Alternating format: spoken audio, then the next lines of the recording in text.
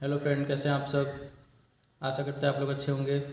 आज हम देखेंगे कि मोबाइल फ़ोन को रिपेयर करने के लिए, जो भी हमारा मोबाइल फ़ोन है उसे रिपेयर करने के लिए क्या डीएसओ लेना कंपलसरी है या डीएसओ की ज़रूरत पड़ेगी या नहीं पड़ेगी। डीएसओ अगर हम लेते हैं तो क्या डीएसओ का मुझे खर्च कितना आएगा, और डीएसओ जो है हमारा वो कितना काम करेगा मोबाइल फ़ोन में, क्या काम हमसे हो पाएगा या डीएसओ पे या नहीं हो पाएगा, क्या ज़रूरी है लेना डीएसओ या नहीं ज़रूरी है। इस पर हम आज बात करेंगे। और डीएसओ से रिलेटेड एक टॉपिक भी आज हम देखेंगे कि डीएसओ को कैसे फ्रिक्वेंसी लेवल पे हम सेट करते हैं, यानी कि डीएसओ को हम सेट करेंगे और उस डीएसओ से जैसा कि मोबाइल में जो फ्रिक्वेंसीज़ बनती है हमारी, जो भी कम्युनिकेशन लाइन होती है, उन लाइनों को हम किस प्रकार से चेक करते हैं, तो उनके बारे में हम जो है आज देखेंगे। तो वीडियो में बने रहिए, शुरू से लेकर अंत तक आपको बहुत ही अच्छी इन्फॉर्मेशन मिलने वाली है। काफ़ी इंटरेस्टिंग पॉइंट भी है। बहुत सारे लोग हैं जो पूछते हैं हमसे कि सर डीएसओ कितने का है, डीएसओ लेना है नहीं लेना है, वो सारी चीज़ों को आपको समझाया जाएगा।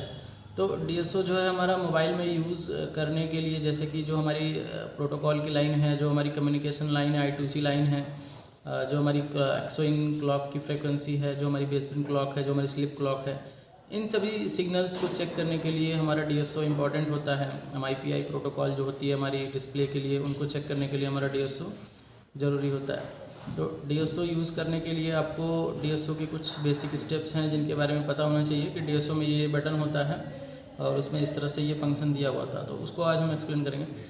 तो डीएसओ से जैसा कि आपको अगर आप फ़ोन रिपेयर करते हो तो वोल्टेज लेवल पे आप मल्टीमीटर यूज़ करते हो। आप मल्टीमीटर से वोल्टेज लेवल पे चेकिंग करते हो, मल्टीमीटर से आप वोल्टेज चेक कर लेते हो कि हाँ वोल्टेजेस बन रही हैं बोर्ड में, क्या फ्रिक्वेंसी बन रही है नहीं बन रही है, जो हमारी मेन फ्रिक्वेंसी है वो बन रही है नहीं पावर IC से, जो हमारी जो CPU के अंदर जो फ्रिक्वेंसी जाती है उस CPU उन फ्रिक्वेंसीज़ को बहुत सारे सेक्शंस में डिस्ट्रीब्यूट करता है, क्या वो जो सेक्शंस हैं CPU के अंदर वो ऑन हो चुके हैं।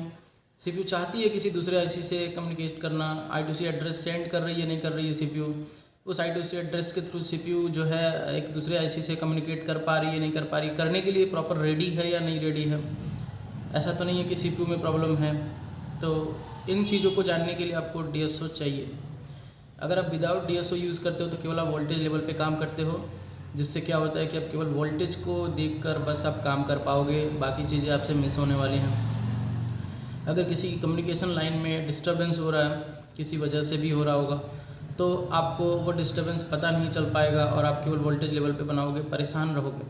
तो DSO का मतलब ये है कि देखिए DSO जो है सबके लिए इम्पोर्टेंट नहीं है। मैं ये कह रहा हूँ कि अगर आप स्कीमेटिक लेवल पे अच्छे ढंग से रिपेयरिंग करते हो, प्रॉपर एक एक सर्किट के बारे में आपको पता है, तभी आप DSO लेना। और उसके लिए आपको मेरा कोर्स ज्वाइन करना पड़ेगा, जिसमें आपको स्कीमेटिक से रिलेटेड सभी चीज़ें A to Z स्कीमेटिक में आपको बताऊंगा। जिससे क्या होता है कि आप जैसे कि जैसे कि जो कोर्स है हमारी जो 32 डेज से 35 डेज़ के बीच होता है, इतने दिन तक ये कोर्स चलता है, ऑनलाइन कोर्स है।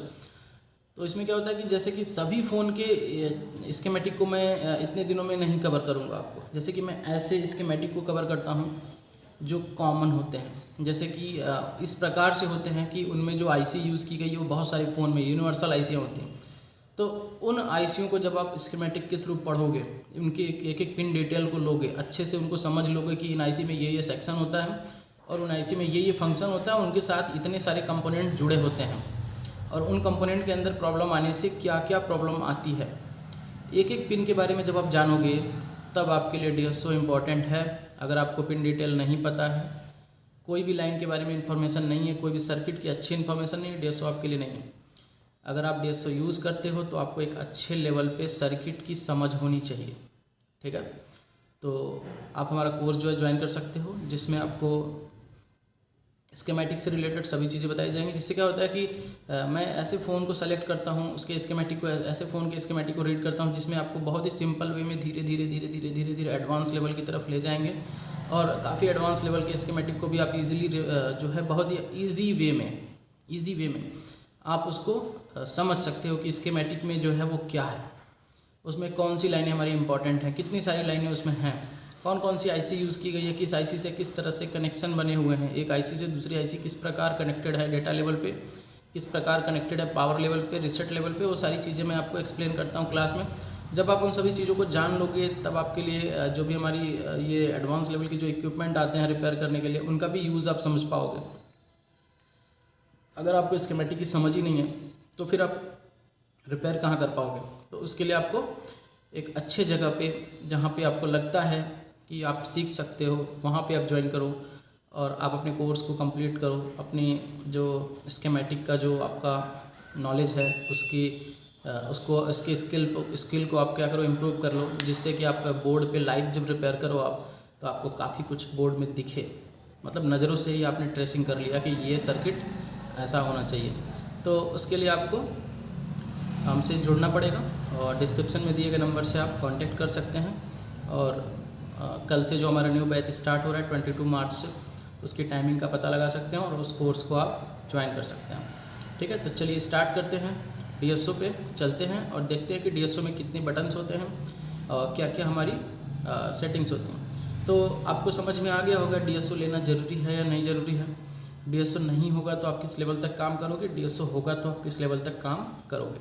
ठीक है, DSO जो है आपका 18 से 20 हज़ार के बीच में, और भी बहुत सारे ऐसे DSO हैं जो काफ़ी प्राइस वाले हैं। मिनिमम प्राइस में आप 18 से 20 हज़ार तक के DSO को परचेज कर सकते हो। जो यूनिटी में हमारा जो लेटेस्ट कोड वाला आ रहा है, लेटेस्ट मॉडल आ रहा है, वो भी आप ले सकते हो। ठीक है, तो UTD 2102 CEX प्लस करके आ रहा है, वो भी आप ले सकते हो, तो जिसमें आपको वो सारी फंक्शन मिल जाएंगे। ठीक है, चलिए स्टार्ट करते हैं, चलते हैं हम DSO पर। देखिए ये DSO है हमारा, डिजिटल स्टोरेज ऑसिलोस्कोप। इसका जो कोड है पहले देखते हैं, यूनिटी UTD 2102 CEX। ये प्लस वाला भी ले सकते हो आप। इसमें क्या है कि देखिए यहाँ पे ये डबल चैनल का है ये, जैसे कि पहले हम इसको निकाल लेते हैं। ये इसमें 2 चैनल है, 2 वायर्स दिए हुए हैं। यहाँ पे एक चैनल 2 लिखा हुआ है, यहाँ पे चैनल 1 लिखा हुआ है। ये चैनल 1 है, ये चैनल 2 है। इनमें ये दोनों वायर क्लिप किए होते हैं, आपको इसके साथ में ये वायर मिल जाते हैं। इनमें यहाँ पे 2 बटन्स होते हैं, दोनों वायर में आपको मिलेंगे। इन बटन्स पे आपको देखना होता है, जैसा कि ये मैं थोड़ा सा इसको जूम कर दूं, देखो आप। तो इस पे क्या होता है, यहाँ पे देखिए 10x लिखा हुआ है और ऊपर में 1x लिखा हुआ है। तो ये 1x और 10x जो है आपको देखना होता है। आपने जब भी फ्रीक्वेंसी चेक करना होता है आपको, तो आप इसको 10x पे कर लो। ठीक है, दोनों में मैंने देखिए यहाँ पे पहले से ही 10x कर रखा है। ठीक है,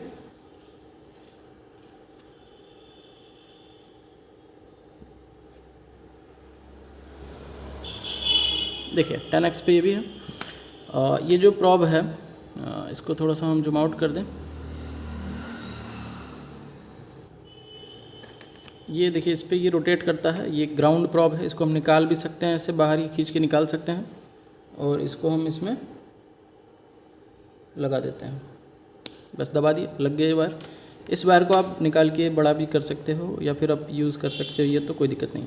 इसको देखिए पुश करने से क्या होता है, इसमें से एक ऐसा ये निडल निकलती है और इसको आप निकाल लो तो ये पतला हो जाता है, टेस्टिंग के लिए, पतले जगहों पे टेस्ट करने के लिए। ठीक है, ये आपने देखा दोनों में सेम होगा। सबसे पहले हमको ये करना होता है DSO में। देखिए पहले DSO पे चलते हैं कि DSO पे बटन्स जो होते हैं वो कौन कौन से होते हैं। आपको यहाँ पे देखिए नज़र आ रहा होगा बटन्स।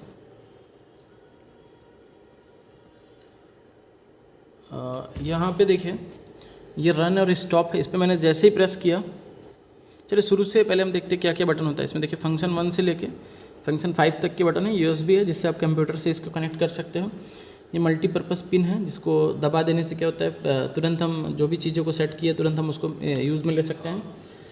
चैनल 1 ऑन है, चैनल 2 ऑफ है, इसको हमने दबा दिया तो ये चैनल 2 भी ऑन हो गया, यानी कि इस पर 2 लाइनें, अब इस पर स्क्रीन पे 2 लाइनें नज़र आने लगी। यानी कि एक लाइन पे हमारा चैनल 1 का फ्रीक्वेंसी, दूसरे लाइन पे हमारा चैनल 2 का फ्रीक्वेंसी। तो हमने चैनल 2 को बंद कर दिया, चैनल 1 केवल शो कर रहा है। ठीक है, अभी हम इसमें देखेंगे कि यहाँ पे मेज़र है, एक्वायर है, स्टोरेज है, यूटिलिटी है, ऑटो है और डिस्प्ले है और कर्सर है। ट्रिगर मेनू है, सेट 0 है, यहाँ पे हॉरिजॉन्टल मेनू है, हेल्प है, फोर्स है, मैथ है। ये सब चीज़ों को आपको कुछ नहीं करना है मोबाइल के यूज़ के लिए। आपको सिंपल जाना है, अपने DSO को क्या करना है, सेल्फ कैलिब्रेशन पे लगा देना है इसको। जैसे कि इसको क्या करना है, यूटिलिटी में जाना है आपको। यूटिलिटी में आपको देखना है पे सेल्फ एडजस्टमेंट के सामने जो बटन है इस पर आपको क्लिक करना है। जो भी आपके सामने DSO पहले परचेस करके आपने लाया तो सीधे आपने ऑन किया, यूटिलिटी प्रेस किया। ठीक है, यूटिलिटी प्रेस करने के बाद आपको सेल्फ एडजस्टमेंट में जाना है और यहाँ पे कुछ लिखा हुआ है, उसको पढ़ लेना है। लिखा है calibration notify please make sure there is no signal, ठीक है, एनी ऑन एनी इनपुट्स, ठीक है, यानी कि किसी भी जो इनपुट्स के जो 2 चैनल हैं उन पे कोई भी सिग्नल नहीं होनी चाहिए। इसका मतलब हम चैनल को निकाल लें, क्योंकि अगर उसमें लगी रहेगी तो सिग्नल्स मिलेगी कुछ ना कुछ। तो इन दोनों चैनल्स को हमने रोटेट करके निकाल लिया। अब हम यहाँ पे क्या करेंगे, यहाँ पे एग्जीक्यूट कर देंगे इसको, ठीक है, एग्जीक्यूट कर देंगे और थोड़ा सा हम वेट करते हैं। देखिए यहाँ पे परसेंटेज चल रहा है, ठीक है। जब भी आप नया DSO परचेज करो एक बार आप उसको कैलिब्रेशन मोड पे ले जाके सेल्फ एडजस्टमेंट में सेट कर दो। अब ये जो है थोड़ा सा टाइम लेगा और इसका ये प्रोसेस कंप्लीट हो जाएगा। फिर इसके बाद हम क्या करने वाले हैं आपको दिखाएंगे।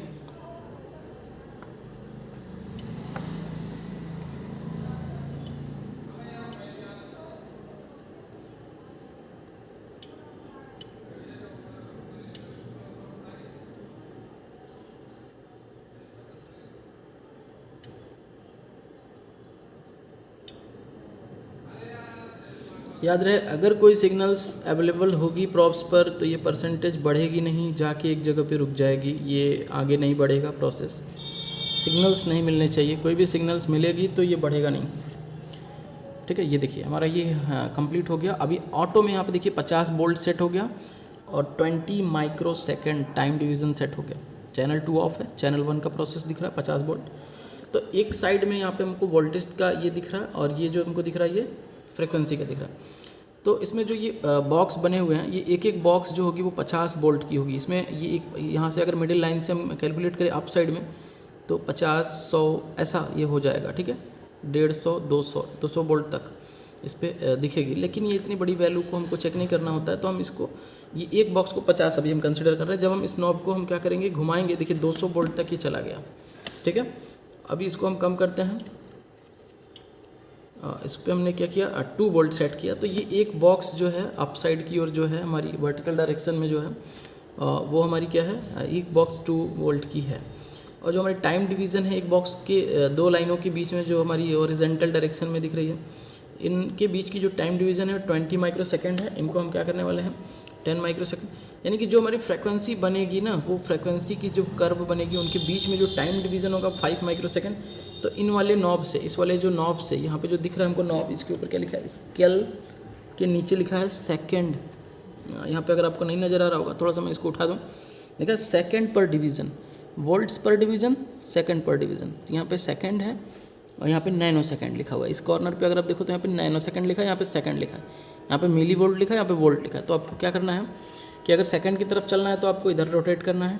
करते करते देखिए यहाँ पे माइक्रो सेकेंड, मिली सेकेंड, और ये हमारी मिली सेकेंड के बाद क्या हो गया सेकेंड। देखिए 10 सेकेंड, 20 सेकेंड, 50 सेकेंड। अब ये 50 सेकेंड से ऊपर नहीं जाएगा।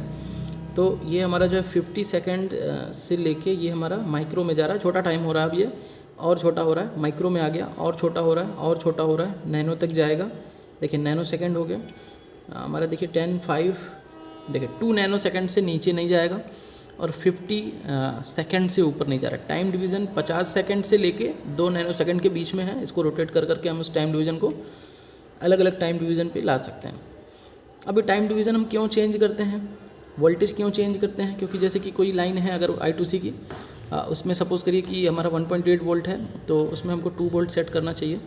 क्योंकि अगर उसमें हम ज़्यादा वोल्टेज सेट कर देते तो वो जो वोल्टेज हमारी नॉब से कनेक्टेड होगी तो वो उसको डिस्टर्ब करेगी, वो फ्रीक्वेंसी हमको प्रॉपर नहीं मिलेगी। तो हमको पता होना चाहिए कि हम किस लाइन में चेक कर रहे हैं और उसमें हमारा क्या वोल्टेज होना चाहिए। अगर वोल्टेज वाली लाइन नहीं है तो उसका अलग प्रोसेस है, मैं बताऊंगा आपको। ये समझ में आ गया कि टाइम डिवीज़न और वोल्टेज में हमको क्यों चेक करना। टाइम डिवीज़न क्या, अलग अलग फ्रीक्वेंसी की टाइम डिवीज़न अलग अलग। सही टाइम डिवीज़न पे आप फ्रीक्वेंसी को नहीं चेक करोगे तो वो मेजर यहाँ पे कर्व उसकी सही नज़र नहीं आएगी। साथ में यहाँ पे हमको फ्रीक्वेंसी लिखती हुई भी नहीं दिखेगी, क्योंकि जब टाइम डिवीज़न सही होगा तभी फ्रीक्वेंसी मैच करेगी और फ्रीक्वेंसी यहाँ पे शो करेगी। ठीक है, तो टाइम डिवीज़न हमको इम्पॉर्टेंट है, वोल्टेज के साथ साथ टाइम डिवीज़न भी इम्पॉर्टेंट है। तो इन दोनों को सेट करने का एक बेहतरीन तरीका होता है, वो मैं आपको अभी बताऊंगा आगे। पहले मैं मैनुअली सेट करना बताऊँ आपको। सिंपल आपको जाना है यहाँ पे चैनल 1 पे। चैनल 1 पे कपलिंग में आपको दिख रहा है AC, इसको आप कर लो। मोबाइल में यूज़ करना है आपको, कोई दिक्कत नहीं, इसको आप कर लो DC। ठीक है, इसको आपने कर लिया DC। उसके बाद आपको यहाँ पे नीचे में आना है, प्रॉब में 10x लिखा होना चाहिए, ठीक है। ये 1x नहीं होना, 10x करना आपको, क्योंकि हमने दिखाया आपको कि ये नॉब में मैंने 10x कर रखा है पहले से यहाँ पे नीचे की ओर स्लाइड करके, तो इसको 10x सेट किया हमने। और कुछ यहाँ पे आपका नहीं है, वोल्ट पर division, codes, probe 10x limit, ठीक है। इतना हो गया, समझ में आया इतना, ठीक है। अब हम चलेंगे मेज़र की पर। मेज़र की पर सबसे पहले ऊपर लिखा हुआ है चैनल 1 पीरियड, फ्रीक्वेंसी के सामने की बटन को प्रेस करेंगे। फ्रीक्वेंसी टाइम डिवीज़न के लिए होता है, तो हम टाइम पे क्लिक करेंगे। नेक्स्ट, यहाँ पे ऊपर हमको फ्रीक्वेंसी नज़र आ रहा है, अगर हम नेक्स्ट क्लिक करें तो नेक्स्ट के बाद हमको देखिए यहाँ पे कुछ भी नज़र नहीं आ रहा है, यहाँ पे वाइड सेलेक्ट हो गया। फिर से हम चैनल 1 पे क्लिक करते हैं, टाइम डिवीज़न पे क्लिक करते हैं और हमने यहाँ पे फ्रीक्वेंसी के पास क्लिक कर देना है। देखिए चैनल 1 पे फ्रीक्वेंसी हो गया, पहले अभी वाइड था, अभी ये हमारा फ्रीक्वेंसी होगा। यहाँ पे एवरेज, ये सब चीज़ें हमको नहीं चेक करनी है, बस हमको यहाँ पे फ्रीक्वेंसी सेट कर लेना है। जैसे वाइड था, अगर वो आपको ध्यान देना है यहाँ पे फ्रीक्वेंसी है कि नहीं।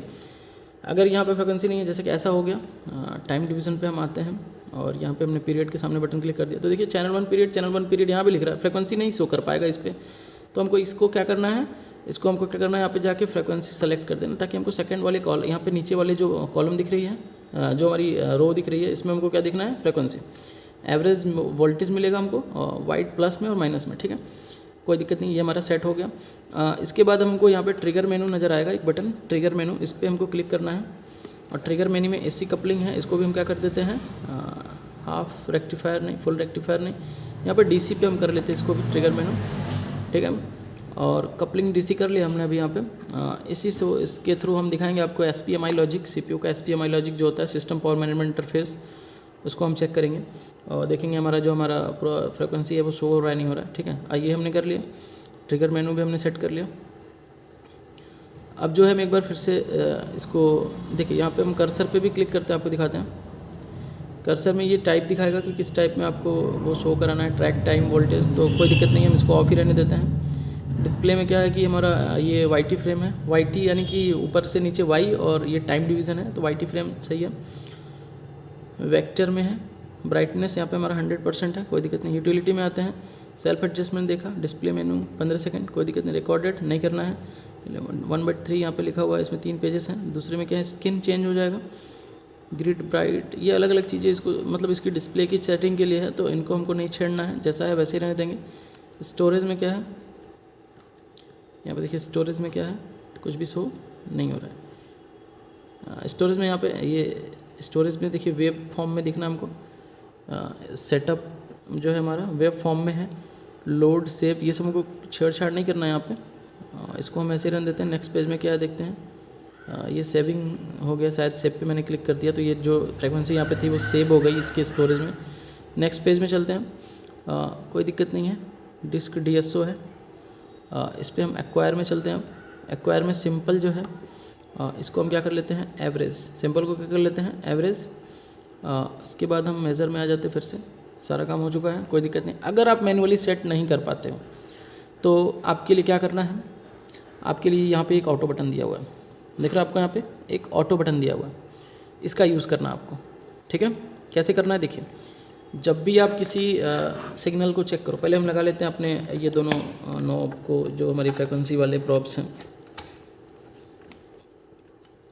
ये लग गया एक, इसको भी हम लगा देते हैं। पहले हम इसको नॉर्मली अंदर कर लेते हैं, फिर इसको अपोजिट डायरेक्शन में घुमा के फंसा देते हैं। अब ये देखिए फंस चुका है। अब हमको करना ये है कि जो भी हमारे चैनल ऑन है, चैनल 1 ऑन है, तो हम चैनल 1 की प्रॉब को लेंगे और इसके पोर्शन में कनेक्ट करें, क्योंकि यहाँ पे 1 किलोहर्ट्ज़ की फ्रीक्वेंसी आउट करती है, जो कि एक टेस्टिंग पॉइंट है। यहाँ से आप चेक कर सकते हो, देखिए यहाँ पे आपको क्या है कि फ्रीक्वेंसी मिल नहीं रही है। यहाँ पे 1 किलोहर्ट्ज़ की फ्रीक्वेंसी निकालती है DSO, और वो फ्रीक्वेंसी हमको यहाँ पे मिल नहीं रही है। इसका मतलब अभी हमारा DSO जो है इसकी फ्रीक्वेंसी को टेस्ट करने के लिए सही नहीं है। तो कुछ भी नहीं करना आपको, बस यहाँ पे आना है ऑटो, जैसे कि कुछ भी अगर एरर होता है तो आपको यहाँ पे क्या करना है, ऑटो प्रेस कर देना है और वेट करना है। जिस भी लाइन पे ये लगा हुआ है उसके अकॉर्डिंग आपका DSO सेट हो जाएगा। चैनल 1 चैनल 2 दोनों ऑन हो गया, चैनल 2 को हम क्या कर देते हैं, ऑफ, चैनल 2 ऑफ हो गया। चैनल 1 में देखिए आपको फ्रीक्वेंसी नज़र आ रही है यहाँ पे, इसके अंदर देखिए कपलिंग, ऑटोमेटिक कपलिंग DC में सेट हो गया, 10x प्रॉब में सेट हो गया, कुछ भी नहीं करना पड़ा, वो हमने पहले से भी किया था, उसी पे वो रह गया। तो यहाँ पे हम देख सकते हैं यहाँ पे एक ये फ्रिक्वेंसी हमको नज़र आ रही है। अब इसको देखना है कि यहाँ पे फ्रिक्वेंसी लेवल कितना है, तो केवल ऐसा कर्व नज़र आ रहा है हमको, इससे हम इसके पोजीशन को नीचे और ऊपर कर सकते हैं। अब हमको देखना है कि इसमें वोल्टेज लेवल कितना था, मेजर पे फ्रिक्वेंसी कितनी है, तो मेजर पे क्लिक किया हमने, तो यहाँ पे मेजर पे हमको नज़र आ रहा है फ्रिक्वेंसी 1 किलोहर्ट्ज़ की है। ये जो नॉब लगी हुई है हमारे टेस्टिंग कैलिब्रेशन पॉइंट पे, इसमें हमको 1 किलोहर्ट्ज़ की फ्रिक्वेंसी है। इस पर हम देखिए इसको निकाल लेते हैं, जैसे निकाला इस पर ये चली गई, फ्रिक्वेंसी भी 000 हो गई। और अब हम इसको दोबारा से यहाँ पे लगा देते हैं, तो ये हमारा देखिए आ गया, हो गया। आपको ये ऑटो बटन का यूज़ इतना अच्छा है कि आप यहाँ पे इस तरह से इसको कर सकते हो, कोई भी दिक्कत वाली बात नहीं है। 500 माइक्रोसेकंड पे DSO अपने आप जा चुका है, जबकि उसकी टाइमिंग पहले अलग थी। चलिए हम इसको थोड़ा सा 500 मिलीसेकंड को हम चेंज करते हैं। देखिए ये इसके बीच की गैप जो कम होती जा रही है, क्योंकि हमने इसको 5 मिलीसेकंड पे कर दिया, माइक्रोसेकंड से बढ़ा के मिलीसेकंड पे कर दिया। यहाँ पर 10 मिलीसेकंड, अभी देखिए टाइम ले रहा है, ये आराम से दिख रहा है। अब ये और भी कर देते हैं हम इसको, 50 सेकंड तक ले जाते हैं, जो हमारी मैक्सिमम लिमिट थी। देखिए 50 पे तो ये आ ही नहीं रहा है, वेट करते हैं थोड़ी देर तक।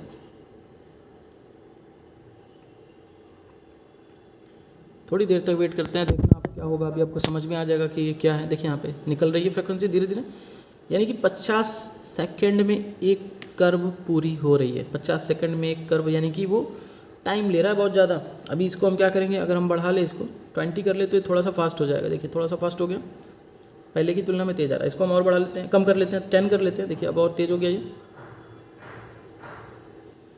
इसको हम 5 कर लेते हैं। ये देखिए और तेज़ हो गया, फास्ट हो गया ना। ये बहुत ही छोटे टाइम में एक सर्कल पूरा कर रहा है, तो ये जल्दी जल्दी मूव कर रहा है। इसको हम क्या करते हैं, 2 कर लेते हैं, और जल्दी मूव कर रहा है। इसको हम क्या कर लेते हैं, 1 कर लेते हैं। देखिए थोड़ा और फास्ट हो गया ये। इसको हम क्या करते हैं, 500 मिलीसेकंड, थोड़ा और तेज़ चल रही है। ये देखिए 200 मिलीसेकंड पे पूरा बड़ा भी दिखने लगा हमको, 100 पे और फास्ट हो गया। ये देखिए 50 पे हमको क्या हो गया, इतना फास्ट हो गया कि वो बीच का गैप डाउन दिखना बंद हो गया। 20 पे ये और भी ज़्यादा फैल के दिखने लगा। 10 माइक्रो मिलीसेकंड पे देखिए ये इस तरह से दिख रहा है, इस फॉर्म में किलोहर्ट्ज़ की फ्रिक्वेंसी मेजर होने लगी। देखिए यहाँ पे किलोहर्ट्ज़ है, यहाँ पे देखिए 1 किलोहर्ट्ज़ है। यहाँ पे हमने जब इसको 100 मिलीसेकंड पे किया तो यहाँ पे किलोहर्ट्ज़ शो करना बंद कर दिया। मेजर प्रेस करने के बाद भी हमको यहाँ पे फ्रिक्वेंसी नज़र नहीं आ रही। नज़र आ रहा है आपको, ये 100 मिलीसेकंड पे फ्रिक्वेंसी इसके कैलिब्रेशन पॉइंट से मिल नहीं रही है हमको। लेकिन जैसे ही हम टाइम को क्या करते हैं, चेंज करते हैं, 200 करते हैं, सॉरी कम करते हैं, तो 50 पे ये हमको फ्रिक्वेंसी दे रहा है 9.1 किलोहर्ट्ज़ की। जैसे हम टाइम सेट करते हैं सही जगह पे, टाइम डिवीजन, तुरंत फ्रिक्वेंसी नज़र आ रही है। तो यही लॉजिक मैं बताना चाहता हूँ आपको कि जब भी आप किसी सर्किट पे DSO लगाते हो, तो आपको वहाँ पे अगर फ्रिक्वेंसी नहीं मिलती है, तो इसका मतलब ये है कि DSO की सेटिंग आपकी सही टाइम डिवीज़न पर नहीं हुई है, सही वोल्टेज के साथ में।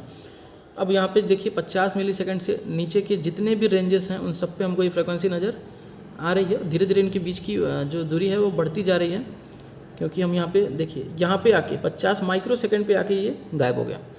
50 माइक्रोसेकंड, देखिए 100 माइक्रोसेकंड तक ये था, लेकिन जैसे 50 माइक्रोसेकंड पे फ्रिक्वेंसी गैप, यानी कि ये 50 माइक्रोसेकंड के बाद नहीं दिखा रहा है। यानी उसका रेंज है एक अपर रेंज और लोअर रेंज, जो हमारा वाइड प्लस माइनस था, वो 2 रेंज जो है उसी के बीच में वो क्या कर रहा है। जब आप DSO उसके बीच में, रेंज के बीच में रहेगी तो आपकी फ्रिक्वेंसी आएगी।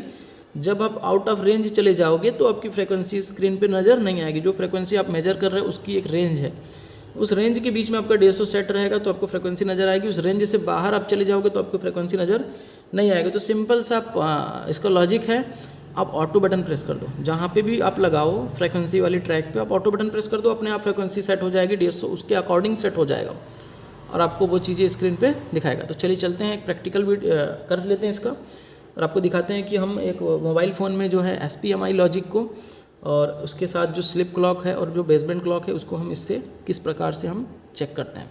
तो चलिए चलते हैं। आशा करते हैं आपको इस समझ में आया कि ये सेटिंग कैसे करनी है हमको सिंपल वे में।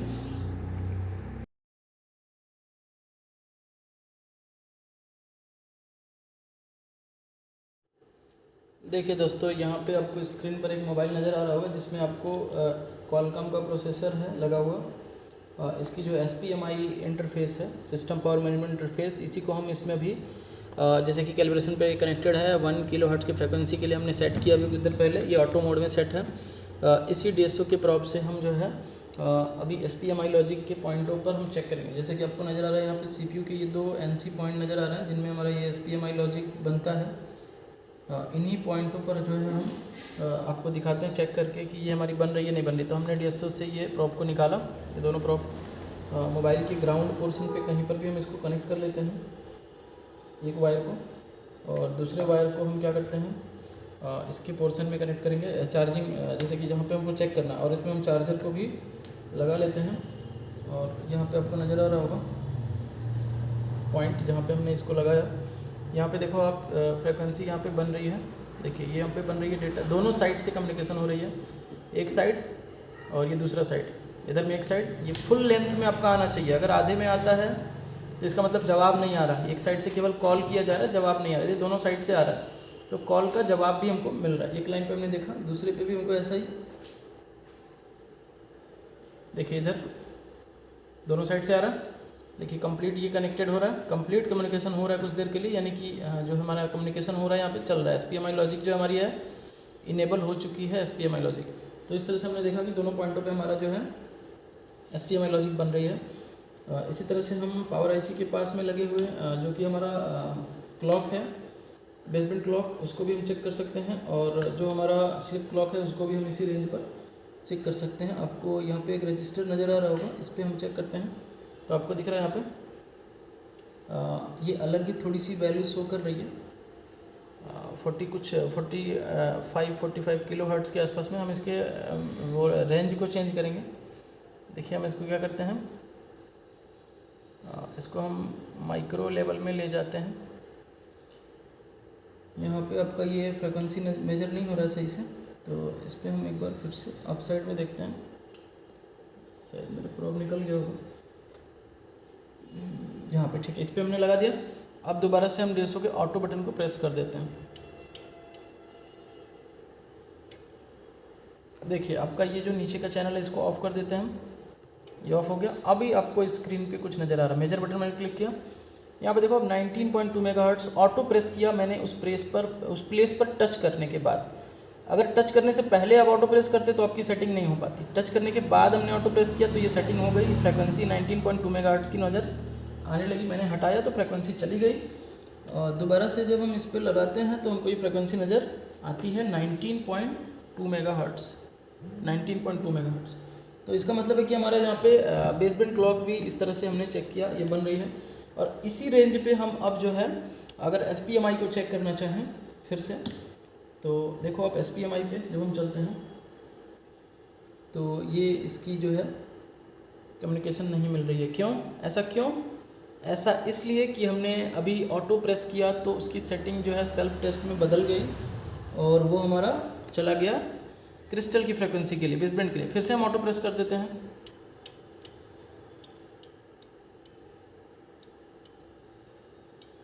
देखिए दोनों चैनल हमारे एक्टिवेट हो गए, दूसरा चैनल नहीं ऑन हुआ। इसको हम ऑफ करते हैं और एक बार हम फिर से यहाँ पे कनेक्ट कर लेते हैं और फिर से हम ऑटो प्रेस कर देते हैं।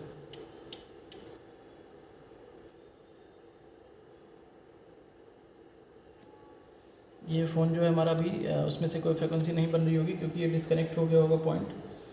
तो क्रिस्टल को चेक करने के लिए तो हमने तो दिखाया आपको, यहाँ पे कुछ ज़्यादा डस्ट भी है तो ये अगर एरर होगा तो वो फ्रीक्वेंसी नहीं आ पाएगी।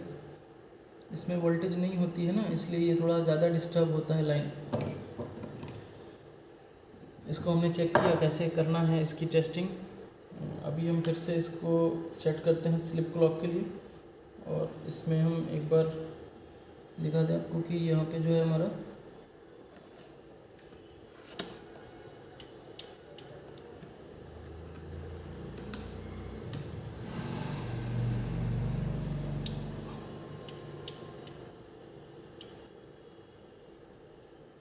ये चैनल 2 इस पर ऑन नहीं हो पा रहा है। तो इसके लिए हम क्या करेंगे, अगर ऐसा कभी हमको दिखे तो हम इसको क्या करेंगे, कैलिब्रेशन पॉइंट पे फिर से दोबारा से जो हमारा DSO का पॉइंट है, टेस्टिंग पॉइंट, उस पर हम दोबारा से इसको ऐसा लगा देंगे और चैनल 2 को ऑफ़ कर लेते हैं और फिर से हम इसको ऑटो बटन को प्रेस कर देते हैं। सेल्फ एडजस्ट होके ये खुद फ्रीक्वेंसी के लिए सेट हो गया। चैनल 2 को हम ऑफ़ कर देते हैं, चैनल 1 हमारा यूज़ में है इसकी पोजीशन को हम नीचे कर लेते हैं। अब ये फिर से हम इससे SPMI को प्रॉपर हम अब चेक कर पाएंगे।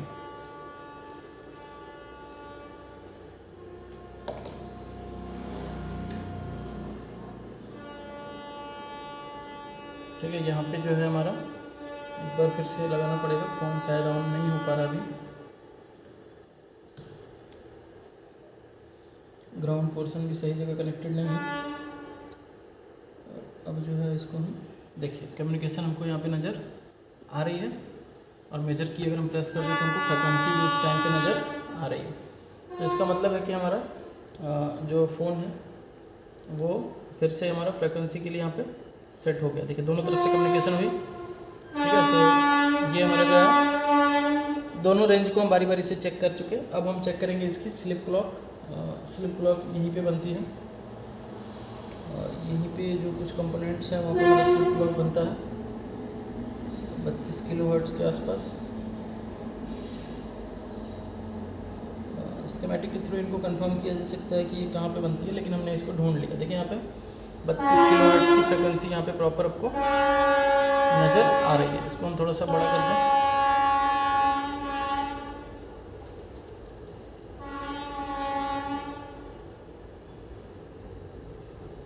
आपको यहाँ नज़र आ रहा होगा 32 किलोहर्ट्ज़